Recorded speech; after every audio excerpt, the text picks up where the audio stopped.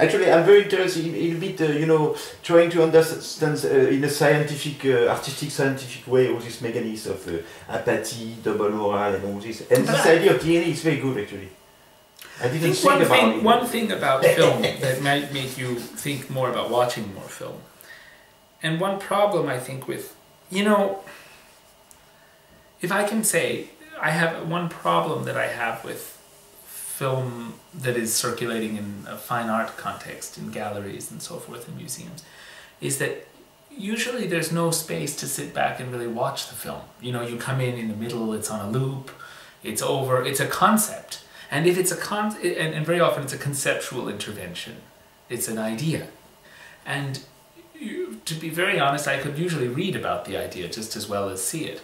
And as an idea, it's contained by its ideaness, by the fact that it's a contained idea, and it's rarely given the opportunity to grow into something bigger than an idea and to spill over its boundaries and to mix and to make a mess the way that Fukushima made a mess. You know, at some point when the boundaries were breached and the radioactive fluid was mixed with the seawater and the rainwater and it was a mess, right? There was no containing it anymore.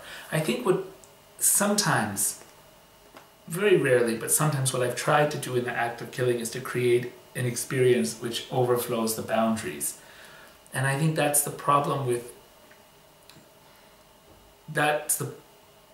in that sense, that's the problem with a lot of straightforward political documentary, which holds within the boundaries of a campaign, somehow remains within the boundaries of a campaign. And it's the problem with a lot of video installation and fine art, film that exists in an art context, that you don't,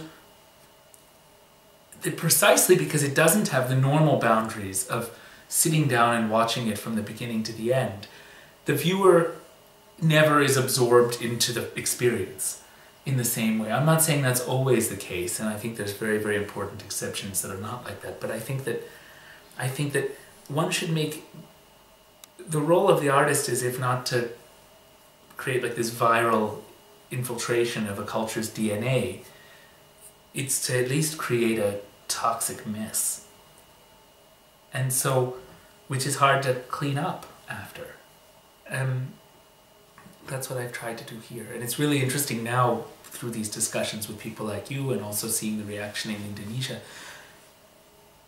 to see the aftershocks, to see what happens as my film goes out and contaminates the world. A toxic mess is a word you create, or you say the toxic mess, it's a great... made it up now. Okay, fantastic.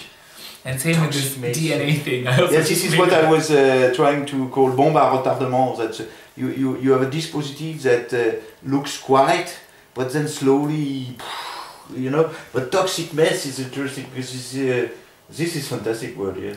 I even prefer radioactive mess because I think, you know, I think that the film is. The thing is that the culture is so toxic. I mean, our culture is so toxic. This kind of, a whole culture built around blindness, it's a kind of Frankenstein culture where we kind of like create the illusion of a whole human being, but really we're just like stitched together body parts.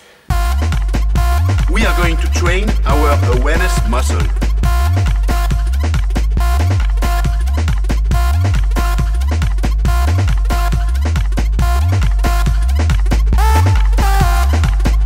We are going to train our awareness muscle.